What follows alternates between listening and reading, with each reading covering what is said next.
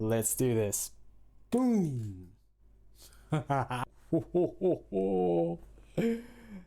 so satisfying. Hey guys, this is Palgorithms. Welcome to my video. As you saw, I'm working with geometry this time, and I'm gonna break some circles.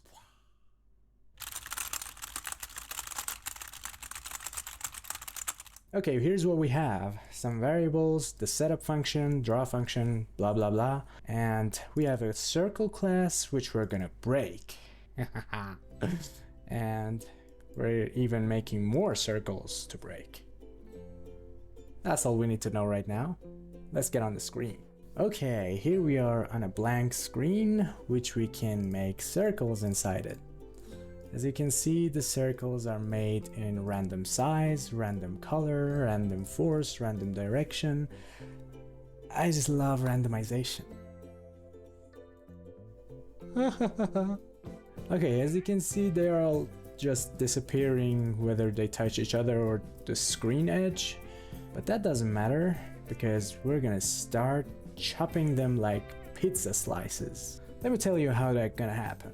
In p5.js we have a function called arc, which draws part of a circle just by giving it two different angles. With a little bit of a calculation, we can slice this pizza for any number of people that we want. Have you seen anywhere slicing a pizza for 50 people? Well, mathematically it's possible, and it looks like this. Learn new things every day. Are you hypnotized as me? Here you can see we're making pizza slices every time we break the circle. And I'm gonna set the range of slices from 6 to 12. Seems fair, right?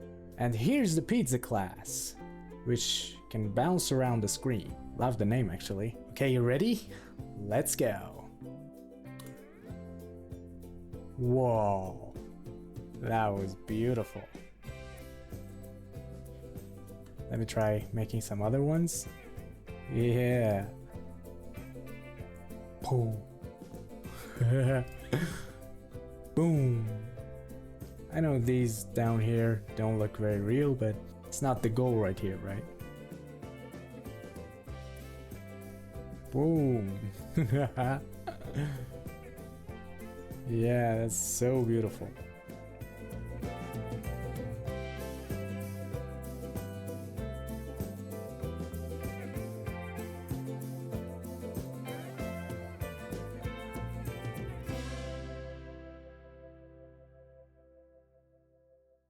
Wow, totally worth it.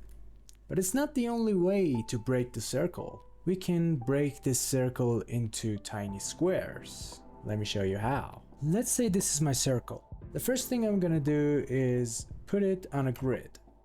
And for the next step, I want to look at the center of each cell, just like this. And if that point is inside my circle, it means I need that cell. I know, the staircase effect makes it so ugly. But remember this, whenever you have the staircase problem, you have to shrink down your steps. And here, the only thing I need to do is shrink down the cell size. What do you say now? All we need to do now is to have a force for each cell outside of the circle. You ready? Let's do this. Boom! It feels so nice. One more time. Boom!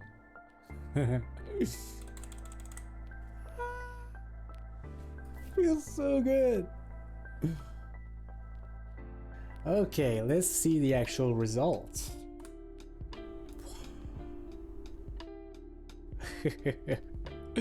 So beautiful.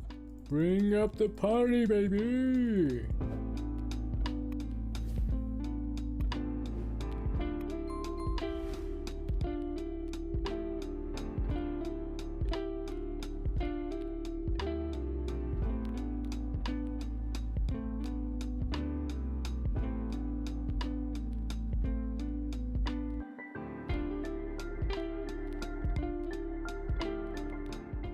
I enjoyed every minute, but I'm gonna take one more step further.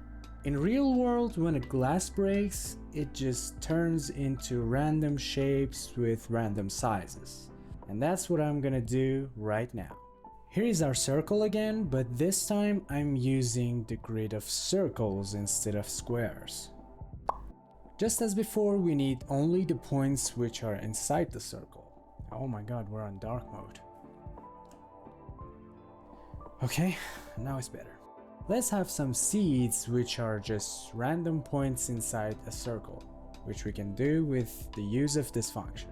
Here are the seeds and they can get anywhere inside the circle. They're completely random. Maybe you're wondering why am I coloring them? You'll see in a second.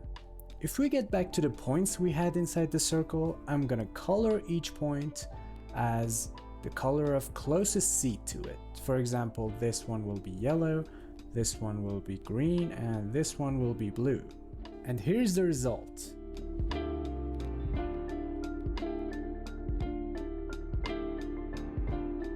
As you can see, we're actually dividing this shape into randomized shapes.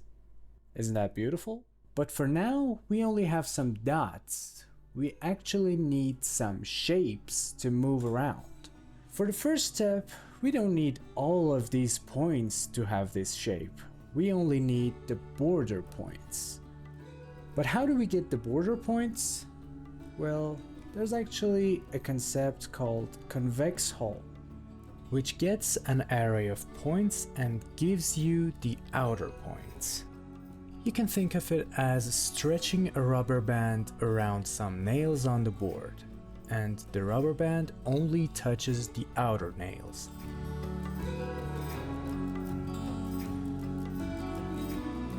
The fun part is it even sorts the points correctly.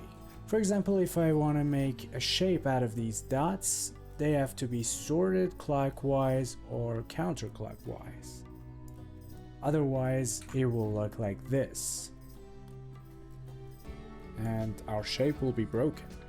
And making a shape out of points is pretty easy in p5.js.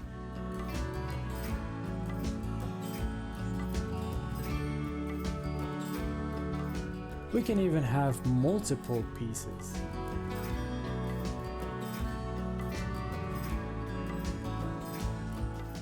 It's beautiful to get things like this out of numbers, right? Ready for the final result? Let's see. That's beautiful. Another one? Boom. It was too little. So satisfying. Just vanishes into pieces. Boom. Whoa. Feels so awesome. And real, actually.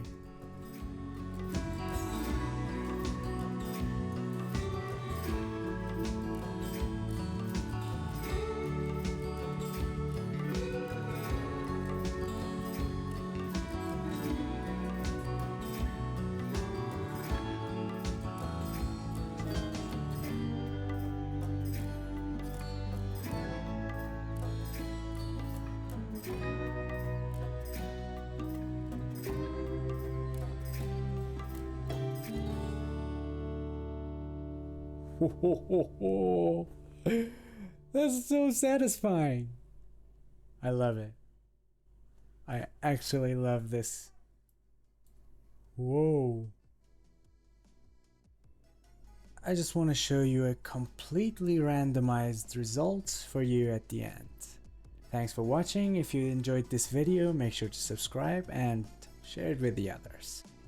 And as always, keep yourself hydrated.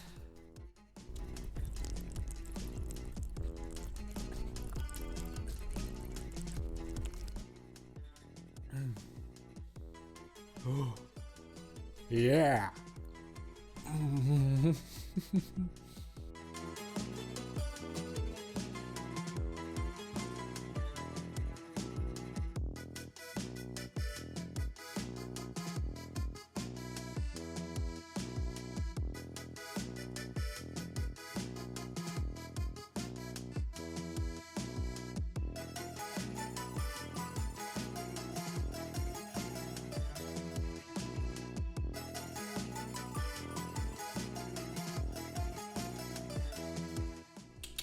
Peace.